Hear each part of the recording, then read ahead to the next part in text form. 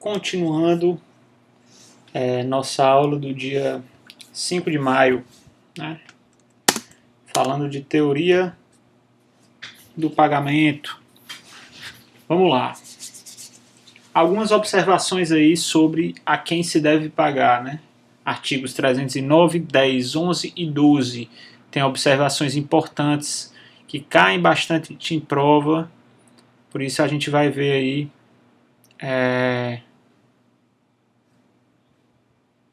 falar sobre cada uma delas, tá? Artigo 309, o chamado credor putativo ou credor aparente. O que é isso? Vamos primeiro para o artigo 309. O pagamento feito de boa-fé a credor putativo é válido, ainda provado depois que não era credor. Quem é o credor putativo? Pessoal, o credor putativo é o chamado credor aparente. É aquele que se apresenta como um representante do credor e não há razão plausível para que o devedor desconfie. E aí, nesse caso, o pagamento feito a credor putativo é válido. Tá? Um exemplo que eu sempre trago em sala de aula é o caso da imobiliária. Vou dar um exemplo para vocês. Tá? Caso uma imobiliária que continua a cobrar o aluguel de um inquilino e não informa que não representa mais o proprietário. Tá? Nesse caso, o inquilino está pagando a imobiliária é um credor putativo. Ah, professor, não entendi, explica direito. Vamos lá. Normalmente, nas relações entre locador e locatário, existe uma imobiliária que intermedia o negócio. Né? Muitas vezes acontece isso. E aí, vamos supor que você acha um apartamento ali legal para você alugar, para morar, e aí uma imobiliária está tomando conta desse apartamento e essa imobiliária tem um contrato de representação com o proprietário. E aí você assina o contrato de aluguel e tal e fica acertado que você vai pagar todo dia 5 do mês o aluguel. Né, o aluguel você vai pagar todo dia 5 por meio de transferência bancária diretamente para a imobiliária. Todos assinam, você, o proprietário, a imobiliária, tudo certo. E aí você começa a todo dia 5 transferir o valor. Em determinado momento, o proprietário e a imobiliária rompem o contrato que existe entre eles. Ou seja, a imobiliária passa a não representar mais esse proprietário. Só que você, como locatário, como inquilino, não é informado. O que o proprietário deveria fazer? Informar para você, né, juntamente com a imobiliária, não pague mais a imobiliária, você tem que pagar diretamente a mim ou então a outra imobiliária que eu tenha contratado. Só que ninguém fala isso e o inquilino continua pagando normalmente, transferindo normalmente, de boa fé, para a imobiliária. 6 meses depois vem o proprietário cobrar do inquilino. O inquilino diz, não, artigo 309, credor putativo, credor aparente, ele não tinha razão para desconfiar da imobiliária. Por quê? Ele não foi informado, ele estava de boa fé ali, cumprindo o contrato dele. No contrato dele consta que ele tem que pagar, transferir para a imobiliária. Tá? Então, deveria ter sido informado. Então, o proprietário que vai buscar junto à imobiliária esses valores. Por quê? Credor putativo. Ok?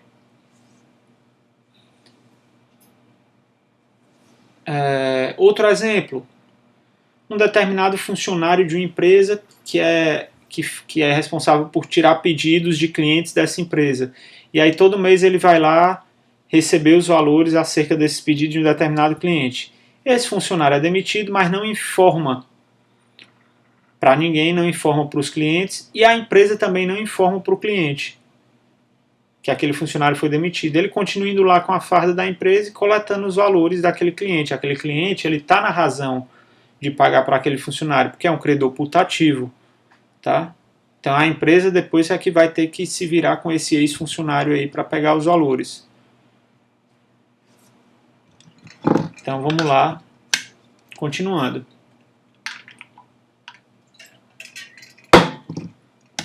Essa questão do credor putativo, pessoal, é também para que o credor passe a ter mais atenção, né? Em casos como esse, um proprietário, no caso como esse da imobiliária, tem que informar para o inquilino, não pague mais a imobiliária. Né? Essa empresa que demitiu esse funcionário, que fazia a cobrança, não pague mais a esse funcionário X porque ele não faz mais parte dos nossos quadros, né? Esse tipo de coisa é para ser feita. Então, se é de boa fé, o credor putativo, o pagamento é válido. Agora, se é de má fé, aí é outra história, tá? Ah, de repente o inquilino sabia que a imobiliária não era mais e mesmo assim continuou pagando, fez um acordo aí com a imobiliária para pagar só metade, ou enfim, de má fé, aí é outra história, tá? Essa regra do artigo 309 é para pagamentos feitos de boa fé.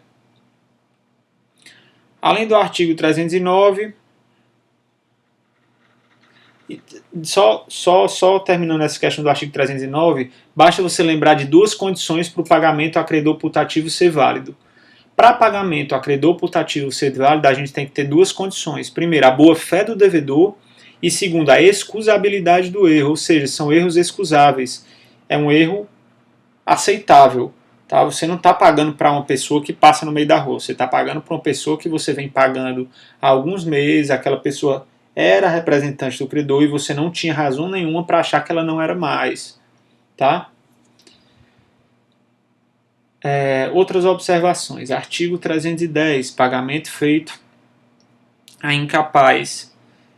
Não vale o pagamento cientemente feito ao credor incapaz de quitar, se o devedor não provar que em benefício dele efetivamente reverteu, ou seja, não pague a credor incapaz, mas se pagar e você conseguir comprovar que o pagamento se converteu em benefício daquele credor, tudo ok. Artigo 311, pagamento feito ao portador da quitação.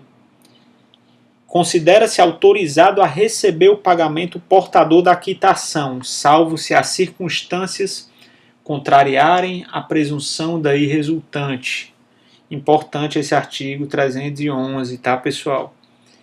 Se a pessoa está portando a quitação, o recibo de pagamento, de repente, vamos supor que você está devendo R$100 ao seu colega de turma. Mesmo exemplo. E aí você fala com ele, mais cedo ele diz, não, vamos combinar o seguinte, hoje à noite você me paga na faculdade. E aí eu levo o recibo para você. Beleza. E aí ele falta aula, mas o vizinho dele, que também é seu colega, chega lá com o recibo e lá no envelope, ó, fulano de tal pediu para eu te entregar esse recibo e receber o valor. Artigo 311, tá? O portador da quitação está autorizado a receber o pagamento. Então, se ele está com recibo, tá, o cara vizinho ali é de confiança, você entregou o pagamento, pegou o recibo, está feito o pagamento. A não ser que as circunstâncias contrariem a presunção daí resultante. Ou seja, quando a pessoa está portando a quitação, presume-se que ela está autorizada a receber o pagamento, certo? Mas essa presunção ela é relativa. Vamos supor que, nesse mesmo caso, um completo desconhecido chegue para você, ó, eu vi aqui seu nome no vejo seu nome no recibo, né? Um completo desconhecido chega com um papel todo amassado, sujo do recibo, dizendo que tá com recibo e quer receber. Você desconfia, peraí, eu nunca vi esse cara, o cara chegou aqui com o recibo todo amassado, não vou pagar não, vou ligar aqui pro credor para saber o que é que aconteceu. Tá? Por quê? Porque as circunstâncias contrariam essa presunção, tá? de autorização. Ah, peraí, o cara está com a quitação, então está autorizado a receber. Não, peraí, mas as circunstâncias contrariam aí essa presunção. Não vou pagar esse cara não. Tá? E artigo 312, para finalizar essa parte, pagamento após penhora do crédito. Se o devedor pagar ao credor, apesar de intimado da penhora feita sobre o crédito, ou da impugnação a ele oposta por terceiro, o pagamento não valerá contra estes, que poderão constranger o devedor a pagar de novo, ficando-lhe ressalvado o regresso contra o credor. O que é que significa isso? O credor está devendo a alguma outra pessoa e a pessoa está executando o credor, e aí pede a penhora desse crédito que o credor tem com esse outro devedor. Vamos supor que eu esteja devendo a alguém um determinado dinheiro, só que tem outra pessoa que está me devendo também dinheiro. E aí esse meu credor executa e pede a penhora desse crédito que eu tenho com essa outra pessoa. Essa outra pessoa ela vai ser intimada, ó, não pague ao Renan. Por quê? Porque o crédito está penhorado. Se você for pagar, pague na justiça. Faça um depósito judicial. Porque o crédito está penhorado. O crédito vai ser usado como garantia de uma outra execução. Nesse caso, se eu mesmo intimado, se esse meu devedor mesmo intimado pagar a mim, o meu credor que pediu a penhora e conseguiu a penhora pode executar esse devedor, constranger esse devedor a pagar de novo, tá? Lógico que esse meu devedor ele vai ter a ação de regresso contra mim depois, se ele pagar 2 vezes, mas ele vai ter que pagar 2 vezes. Ou seja, se você deve a alguém e é intimado dizendo que esse crédito está penhorado, não pague a essa pessoa, pague na justiça, tá? Faça um depósito judicial e aí depois eles que se virem para ver quem fica com o dinheiro, mas você está exonerado, ok? Vamos lá, continuando. Tá? Leiam esses 4 artigos, eles são importantíssimos, tá? 309, 10, 11 e 12. Qualquer dúvida, perguntem, tá? Escrevam no feed ou na próxima aula ao vivo, enfim, perguntem. Vamos lá, continuando. A gente viu as condições subjetivas, né? Quem deve pagar e a quem deve pagar, e a gente vai agora para as condições objetivas do pagamento.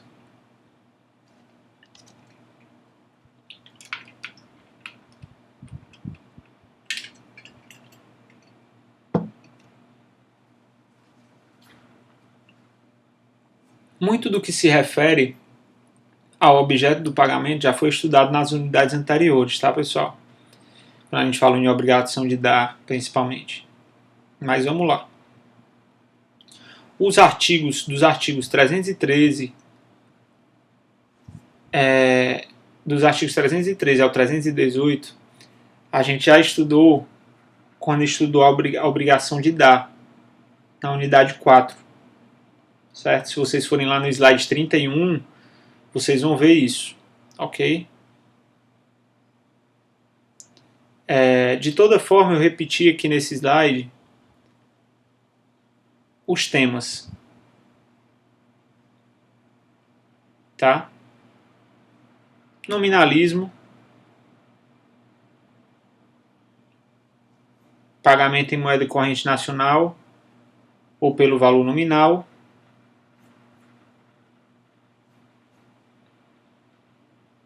além disso, dívida de valor é aquela que não tem por objeto o dinheiro em si, mas o próprio valor econômico expresso pela moeda.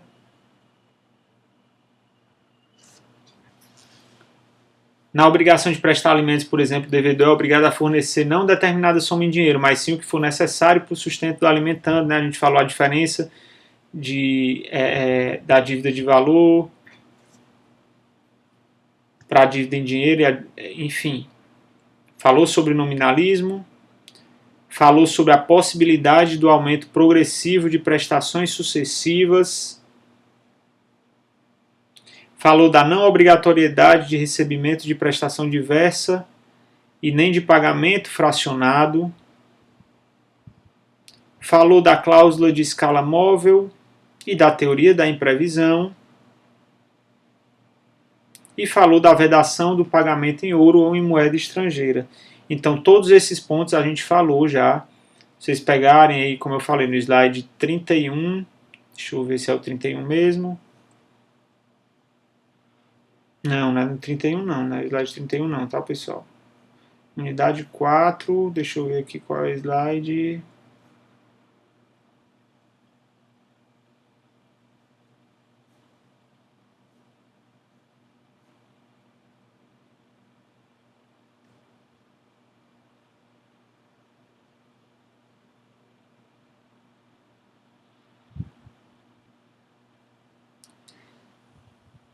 Slide 27, tá? Slide 27. A gente falou sobre pagamento em moeda corrente nacional e pelo valor nominal, princípio do nominalismo, a diferença entre dívida de dinheiro e dívida de valor, possibilidade do aumento progressivo de prestações sucessivas, cláusula de escala móvel, teoria da imprevisão e vedação do pagamento em ouro. Tá? A gente falou de tudo isso no slide 27, na unidade 4. Tá? Então eu vou pular essa parte porque a gente já tratou sobre isso. Eu só repeti no slide para quando você estiver estudando, né, você não precisar voltar lá no slide, enfim. Certo? Mas a gente já falou sobre isso. Então vamos lá, continuando. Da prova do pagamento. Da prova do pagamento. Isso aí a gente ainda não falou sobre.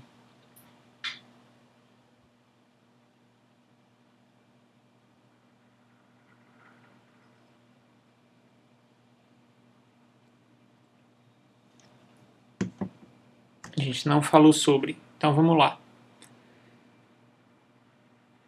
Primeiro, a quitação é a prova do pagamento. Então o devedor ele tem como atividade principal o pagamento, o cumprimento da obrigação. E em decorrência disso, ele tem o direito de exigir uma prova do adimplemento. Tá? Então ele tem direito a essa prova desse adimplemento. Se eu estou pagando, eu tenho o direito de uma prova que eu estou pagando. Me dê um recibo, né? Algo que prove que eu estou pagando. A quitação é primordialmente a prova do pagamento. É um ato devido, imposto ao credor e normalmente se concretiza por um instrumento público ou particular, né? Importante, o devedor tem direito subjetivo a essa quitação. Isso está no artigo 319, que diz o seguinte: o devedor que paga tem direito à quitação regular e pode reter o pagamento enquanto não lhe seja dado. Então, se você vai fazer um pagamento, a pessoa não quer lhe dar um recibo, não quer lhe dar nenhuma prova desse pagamento, você pode reter o pagamento até que ela lhe dê alguma prova. Tá? Caso seja negada a quitação, o devedor pode reter o pagamento, pode inclusive entrar com ação de consignação em pagamento para prevenir algum tipo de responsabilidade. Ok? Vamos lá. Alguns requisitos legais da quitação estão previstos no artigo 320, tá? Que são o quê? Esses requisitos legais: valor e espécie da dívida, nome do devedor, tempo e lugar do pagamento e assinatura do credor. Só que aí o parágrafo único, pessoal, acho até mais importante, que é o respeito ao princípio da boa-fé. Mesmo que os requisitos não estejam completos, sem os requisitos estabelecidos no artigo 320, a quitação vai valer de acordo com as circunstâncias, tá? De repente a grafia está errada ali do nome, mas todos os outros dados estão corretos, ou algo do tipo, faltou a data ali, mas enfim. Certo? De acordo com as circunstâncias, pode-se declarar válido uma quitação, mesmo que falte algum requisito aí desse artigo 320 em respeito ao princípio da boa-fé.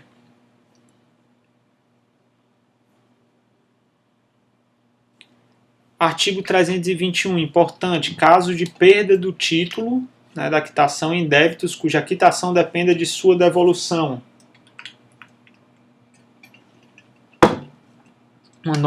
Um título de crédito, uma nota promissória, enfim, que é necessária a devolução desse título. Como é que fica se você perdeu o título? Artigo 321. Nos débitos, cuja quitação consista na devolução do título, perdido este, poderá o devedor exigir, retendo o pagamento, uma declaração do credor que inutilize o título desaparecido. Ou seja, uma nota promissória, por exemplo, uma declaração que inutilize essa nota promissória. Enfim, algo do tipo. Artigo 321, atenção para eles, tá? Os artigos 322, 323... pessoal, essa regra do 321 ela é muito importante, por quê? Porque os títulos de crédito, muitas vezes, eles dão direito ao portador cobrar a dívida. São chamados títulos ao portador. Ou seja, quem está portando aquele título pode cobrar a dívida. Então, se de repente é perdido o título, uma pessoa que achar pode cobrar a dívida. Por isso que se pede a declaração do credor de que aquele título não é mais válido, tá? Em certos casos se recomenda inclusive uma publicação de extravio do título por parte do credor, tá? Mas vamos lá, para a gente finalizar, existem alguns casos que se presume o pagamento. Em todos esses casos, a presunção é relativa, tá? É uma presunção relativa.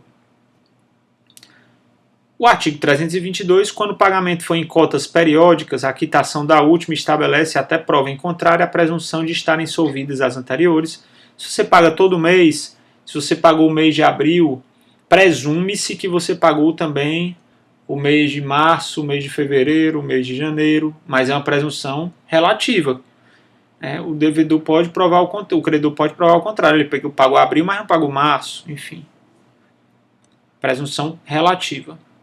Artigo 323. Sendo a quitação do capital sem reserva dos juros, estes presumem-se pagos. Ou seja, se está sendo quitado o capital, presume-se que os juros também foram quitados. Presunção relativa. Se o credor quiser, ele pode ressalvar. Foi pago o principal, mas ainda faltam os juros. E artigo 324, a entrega do título ao devedor firma a presunção do pagamento. Se você está entregando o título ao devedor, é porque o devedor está lhe pagando. Então, presume-se que o devedor lhe pagou. Também é uma presunção relativa. Certo? Tanto é que o parágrafo único do 324 diz: ficará sem efeito a quitação assim operada se o credor provar em 60 dias a falta do pagamento. Ok? Então, vamos lá. Continuando.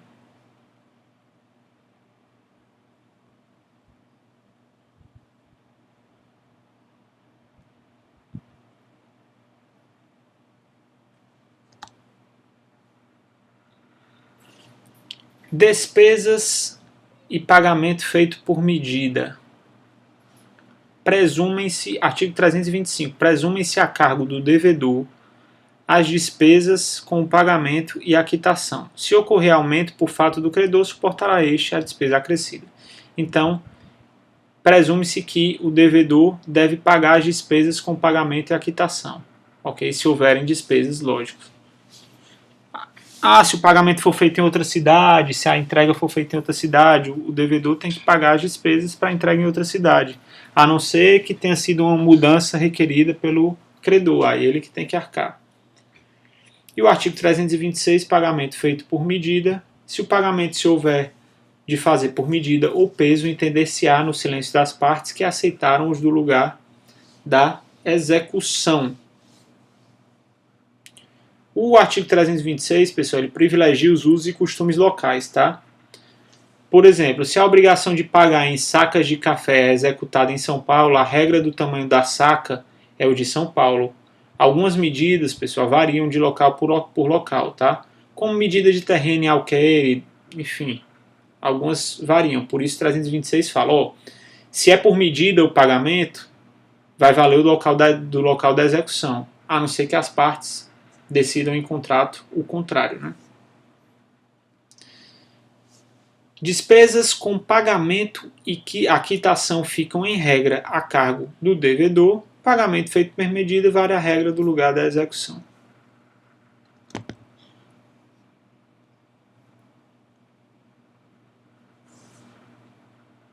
Vamos lá, do lugar do pagamento.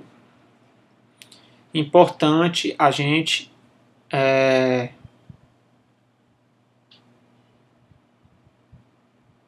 diferenciar dívida quesível para dívida portável.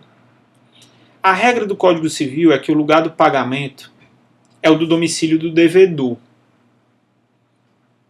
Portanto, as dívidas são quesíveis, ou seja, o credor tem que buscar a dívida no domicílio do devedor.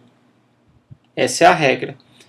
Mas o próprio artigo 327 traz a exceção, que é a dívida portável, onde o devedor que tem que buscar a dívida no domicílio do credor.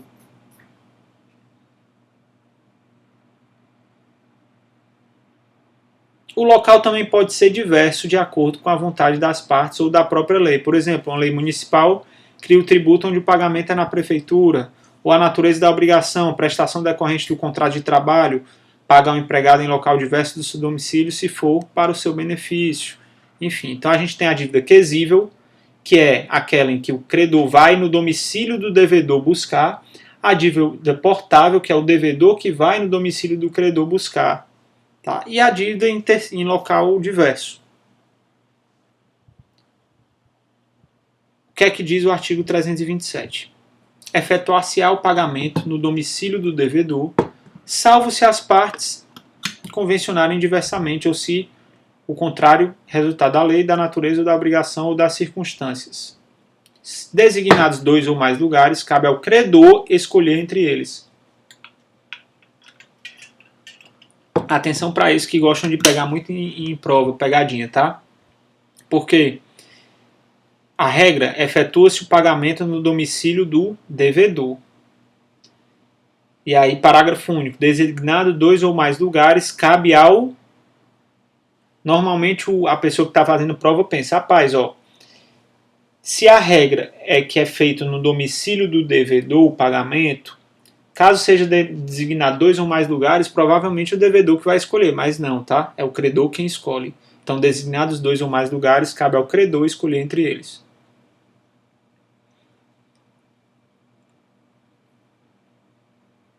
Observação, artigo 46 do Código de Processo Civil, regra do domicílio do réu como foro competente para o ajuizamento de ações.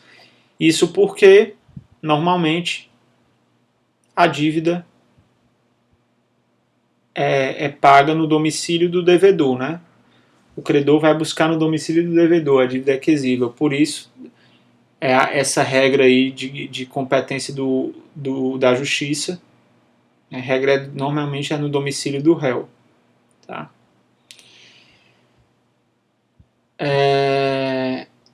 Outra observação, artigo 328. Pagamentos que consistem em tradição de um imóvel ou prestação relativas a um imóvel, normalmente faz-se no local onde está situado o bem. Então, quando envolve imóvel, pessoal, normalmente o pagamento é feito no domicílio do imóvel, onde está situado o imóvel. Artigo 329. Aplicação dos princípios da razoabilidade e eticidade. Ocorrendo motivo grave para que não se efetue o pagamento no lugar determinado, poderá o devedor fazê-lo em outro, sem prejuízo para o credor. Então é questão de razoabilidade, eticidade, tá? Se há um motivo grave, o devedor não pôde fazer o pagamento no local combinado, ele pode alterar o local do pagamento desde que não haja prejuízo ao credor. Se não houve prejuízo ao credor e houve uma razão para ele não adotar aquele local de pagamento, não tem problema, tá? Questão de razoabilidade, eticidade, boa fé, ok? E para finalizar, artigo 330, o pagamento reiteradamente feito em outro local faz presumir renúncia do credor relativamente ao previsto no contrato.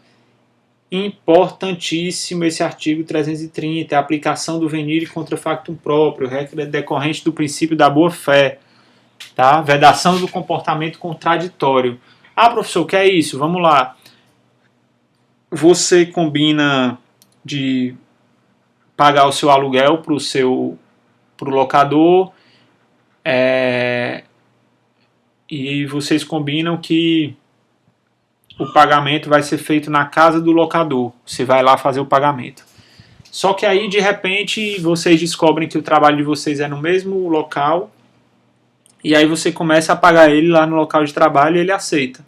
E vai aceitando, e vai aceitando, e vai aceitando, e depois diz, ó, é o seguinte, eu estava aceitando isso aqui, mas esse pagamento é inválido porque foi em local diverso. Ele não pode fazer isso. Por quê? Porque pagamentos feitos reiteradamente em local diverso do combinado fazem presumir a renúncia do credor relativamente ao previsto no contrato. Então, presume-se que ele abriu mão desse direito de receber em casa porque ele começou a aceitar receber no trabalho. Ok? Importante esse artigo 330, tá, pessoal? Atenção para ele.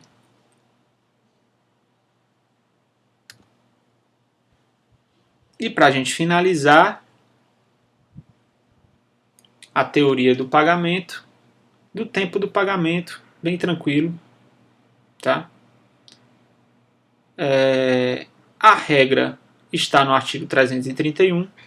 O credor pode exigir o pagamento imediatamente, se nada for ajustado, né? Então, 331, salvo disposição legal em contrário, não tendo sido ajustada a época para o pagamento, pode o credor exigi-lo imediatamente. Tá? Então, se não foi colocado um vencimento, ele pode exigir imediatamente. E a gente tem algumas observações aí. Primeiro são as obrigações condicionais, artigo 332. As obrigações condicionais cumprem-se na data do implemento da condição, cabendo ao credor a prova de que deste teve ciência o devedor. Quando tem alguma condição, né, tais obrigações cumprem-se na data do implemento da condição. A gente já falou disso, de obrigações condicionais, tá, pessoal? Artigo 333 são os casos de vencimento antecipado da obrigação. Atenção para o 333, tá, pessoal? Ao credor assistirá o direito de cobrar a dívida antes de vencido o prazo estipulado no contrato ou marcado neste código. Ou seja, vence antecipada a obrigação. 1. No caso de falência do devedor ou de concurso de credores. Concurso de credores é um instrumento jurídico processual adequado, pessoal, para distribuir isonomicamente pagamentos a uma coletividade de credores de um devedor insolvente, tá? Verifica-se a insolvência quando o patrimônio do devedor não é suficiente para quitar todas as suas dívidas. Recuperação judicial, falência, insolvência, liquidação, entre outros. Então, quando há concurso de credores, também vence antecipado. 2. Se os bens hipotecados ou empenhados forem penhorados em execução por outro credor. 3. Se cessarem ou se tornarem insuficientes as garantias do débito. Fidejussórios reais e o devedor intimado se negar a reforçar. Nesse caso, há um vencimento antecipado da dívida, da obrigação. Tá? O vencimento era só para daqui a 6 meses, mas aconteceu um desses casos previsto no artigo 333, então vence antecipada a dívida. Ok? Por exemplo, você é credor de uma empresa e essa dívida vai vencer só daqui a 6 meses. A empresa foi decretada a falência dessa empresa. Essa dívida é antecipada e você pode habilitar o seu crédito no processo de falência. Ok? E para a gente finalizar, vamos falar um pouco da teoria do adimplemento substancial.